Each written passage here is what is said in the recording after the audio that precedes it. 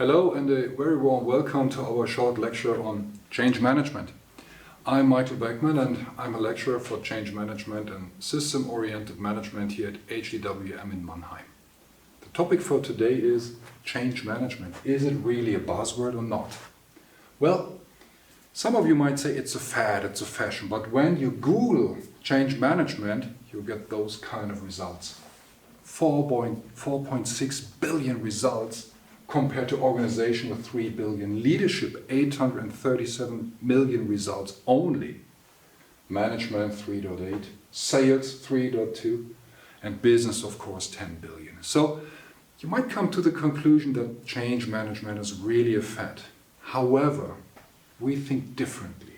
Before we dive deeper, I just want to remind you to one simple thing. The question is, what is the motivation for executives, for entrepreneurs, and for business owners to run a business? Students very often respond and say, they just want to earn dividends.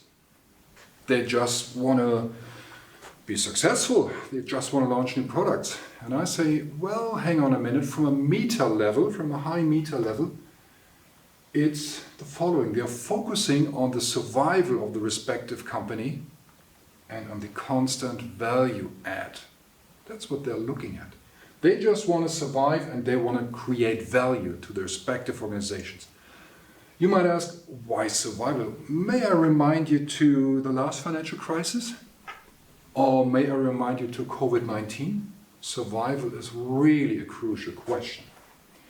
However, how to achieve this long-term viability and constant value creation? And here's the thing. Most of you are familiar with the idea of life cycles. You know that from technological life cycles. Do you remember music cassettes, long play records, CDs or DVDs? Most of you nowadays generate their music through streaming, MP3, MP4 formats. But what we can see is that we have life cycles for products, product life cycles. The critical thing now is we have the same thing for organizations. We call it organizational life cycles. So that means, based on the life cycles of technologies, products and services, we have to adapt to changing environments in order to survive as an organization, because we depend on life cycles. That means we have to adapt to changing environments as an organization. That leaves us to three choices. We either leave everything unchanged because we're quite sure we're in an up move, everything's okay, everything's under control. We just want to cash in. Or we live with a growing market that's fine for us, good for the organization. Or we start to optimize at least partially. When you're a matured organization, you have different divisions, but very often you have to optimize partially in order to stay with the competition. Or finally, if you come to the conclusion, oh my goodness, something is going to happen, and we see something in front of us, you tend to reinvent yourself. So those are the three generic choices you normally have, and that you need to check periodically. At least once or twice a year you have to go through it. So, based on this life cycle theory, we can generate the idea of change, because we have to adapt to changing environments. Otherwise, we either have to reinvent ourselves or we go bust. That's what the name of the game is. So why is it now so difficult with change? I'm pretty sure that most of you say, yeah, change is nice, but why is it so difficult? Well, one thing might be that we still face a dominance of bureaucracy, hierarchy, extrinsic rewards and linear alignments. Based on what we know from Frederick Winslow Taylor's scientific management, lots of organizations just keep their bureaucracy and hierarchy. Lots of organizations. And it's good, because on the life cycle of a, let's say, matured organization, you have, in order to follow standardization and economies of scale, you have to introduce bureaucracy and hierarchy. However, and here's the psychological aspect, the way we routinize our organizations, we routinize the thinking of our people. That's where it the mind comes into the game. Yeah, careful. Whenever we start to routinize things, people love routines. Our brains seem to love routines. This is one thing why it is so difficult, and you can be sure most of the larger organizations who are organized by hierarchy, work with bureaucracy, struggle with organizational change. That's one of the big reasons, as far as we like it, but it creates some problems and some hassles. Now, going forward, what is then one of the biggest challenges we face? Well, simple. The simultaneous application of so-called traditional, which is bureaucracy and hierarchy, and alternative management models. Those of you who have Apple gadgets or Apple devices at their hands are familiar with what you can see on the backside of each of the devices. And it tells you two things. Apple is in a position to design things and to assemble them.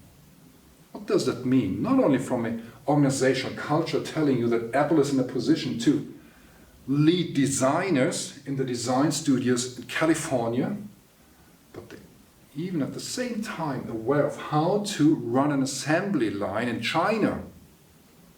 You might have heard of the context of ambidexterity from a different position, but telling you almost the same. Ambidexterity means do two things with the right hands. And it says, at the same time, simultaneously, you're going to exploit existing business and going to explore new business. What does it mean for Apple? They're exploiting the existing business in China, where they assemble all the devices, and they're going to explore new things in California at the design studios. Is there a bell ringing in your head? Is it? Do we need to optimize? That's what they do in China. And do they need to reinvent themselves on new products? Same thing with ambidexterity. So that's one of the key things, one of the biggest challenges. And the revolution for me 20 years ago was that they said it to the rest of the world and pronounced, we are in a position to run both things. Ambidexterity, key thing. So having said that, this is change. Yeah? You explore new things and you optimize. So it's normal. Nothing we are not familiar with. So, but the key thing is, however change happens, and very often you wake up in the morning and realize, my goodness, there's a young guy we've never seen here before, a newbie is entering the market, is going to disrupt my existing market. What the hell is going on here? So, change happens, and you cannot influence it, you have to react. So the question is then, how to deal with a sudden change. For us, it always starts with the right problem framing. That's where it really starts. Dave Snowden's Kinevin model, you might remember about that, and you might have heard about that in your bachelor studies, is a nice tool for us. You can as well use Ralph Stacey's matrix, but what it tells us is the following, quite simply. When in times of disorder, when we don't know exactly what's going on, we always have to struggle and have to find out, are we facing an obvious problem or a tame problem? Then take your standard operating procedures. 80% of our daily problems are represented by obvious or tame problems. When we encounter complicated problems, we should rather ask our specialists, hey guys, don't have that much of a clue how to go forward. You sense, you analyze, and then you respond. Yeah? Best practice is here, good practice is here. When you face complex problems, you don't know exactly what the answer is. Things you've never seen before. So things emerge, solutions are going to emerge. You probe, sense, and then you respond. But very often you don't find the best answer in the first shot. You have to probe and sense. It's like a circle. And when you are in a chaotic situation, remember Hurricane Katrina, 9/11 or so on, you need someone who's going to act. Has a disaster recovery plan, says, this is what has to happen right now, on the spot, period, full stop. Then you sense and respond. But again, the thing is, we very often don't know where we really are. And the next thing is, very often we see all 4 types of problems in one situation. So, how to react properly, that's the key thing. But start with the right problem framing. Ron Heifetz once said, we have to distinguish between technical and adaptive problems. What does it mean? And that's very relevant for change. Technical problems are, let's face it, your IT instructor tells you from now on, if you want to have this and that report, don't press F6 on your keyboard anymore, press F5 instead. Technical solution. That's a technical change, relatively easy to adapt to. But what about adaptive problems? And that's the key thing. He says adaptive problems require adaptations in our behavior. And the tricky thing is, almost all of the changes we nowadays face have technical and adaptive problems. So the biggest problems leadership can create is to frame changes as technical problems only. Very often it's both. And finally, in my work as a consultant and coach, I just very often realize the following, that customers present me a solution. Look, Michael, that's the best solution we have here. My standard question is then, for what problem? And then you can see specialists thinking, discussing, etc. So please, start with the consensus on the problem first, followed by the consensus on the solution. So problem framing is the key thing. Another very important thing is the psychological effects. Based on what Elizabeth Kübler-Ross found out in the 60s of last century, she worked with terminally ill patients. What is their mental journey when they realize they have to live for the next 6 months only or so? And this is the curve. Organizational psychologists later on found out this is the same mental journey people in change go through.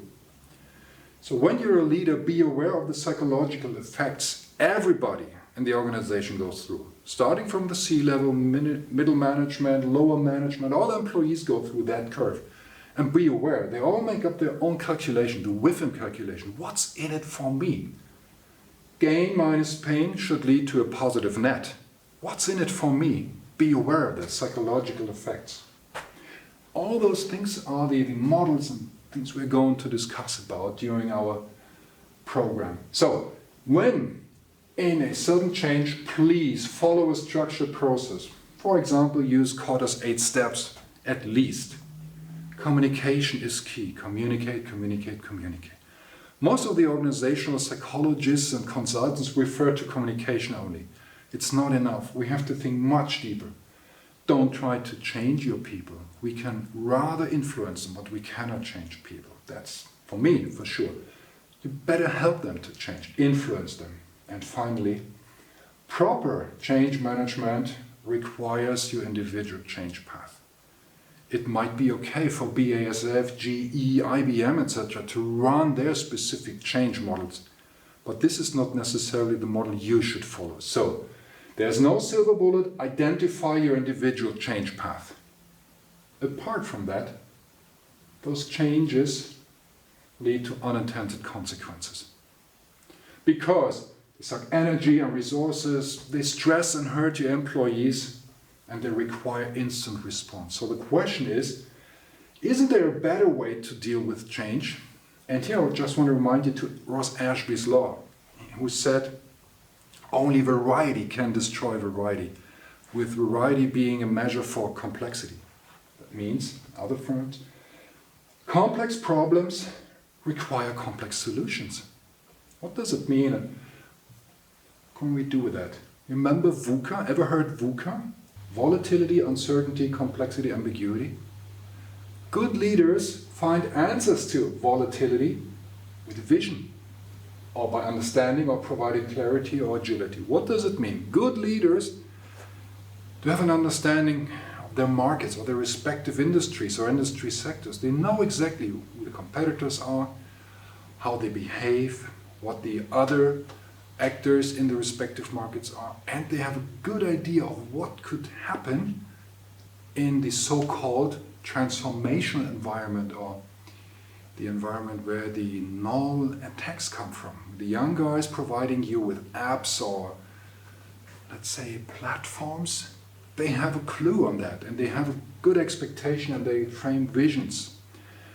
On the other hand, good leaders, when it comes to complexity, think in terms of systems. They know exactly what the name of the game is. They know the structure of the markets and they know the behavior of the guys and how they interact, all the players and the interactors. So this is key for them. They know how to frame VUCA and of course they respond with agile transactions, agile behavior. That's the key thing, how to make it easier to change and to adapt to changing environments. So we say better change management can be achieved by applying adequate leadership. Do you realize that I'm talking about leaders in the last few minutes? It's leadership that counts. So you have to develop capabilities to deal with complexity. And that's something we're going to focus on here. CAS stands for Complex Adaptive Systems. How to achieve complex adaptive systems. That's one of the key points in our lectures. Or we have to provide psychological safety because people want to reflect on what has happened to them. Is it really good what they're going to do, etc., etc. Open spaces for psychological reflection, yeah? And provide safety, please. They scrutinize routines and patterns, the leaders, because you remember, the way we routinize our organizations, we routinize the thinking of our people. They scrutinize the routines and patterns, and they very often address good questions to their people. I cannot even remember the last time I met Superman or Superwoman. To be frank, I never met them. So that's why good leaders address good questions. Why on earth are we going to do this and that, this or that way? What if we would do it differently? Good questions, some simple questions. And of course, they're trained to listen to weak signals. What the hell is going on outside? I have no clue at the moment, but something is going to happen. Weak signals. Big thing during our lectures. Well, and just to finally come up with one thing that for me is a huge blocker in change management initiatives. Silo mentality. Hierarchies and bureaucracies love silos. However, they need to be brought up. Please break up your silos. Instead, think in terms of value chains. Because here it is. Customers do not pay for internal organization politics and dynamics. Break up the silos, please. That's what we're going to talk about change. Well, to sum it up, how we frame change, quite simply. For us, change is not an isolated phenomenon. It is rather a recurring pattern of product or corporate life cycles. Do you remember the BCG matrix? What you can see here is the product life cycle. It's all change. Come on, it's change.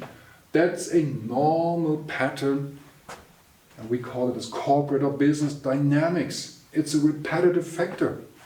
So as good leader, your tasks are observing markets, what is going on outside.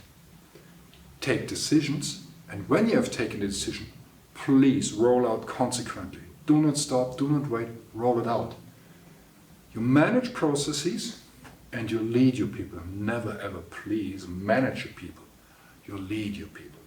You manage your processes. In other words, change management from our perspective requires true leadership. So that's it for today, for our short lecture on change management. I hope to see you soon here at HdWM in Mannheim. Take the best out of it and please roll with the changes. Cheers. Bye.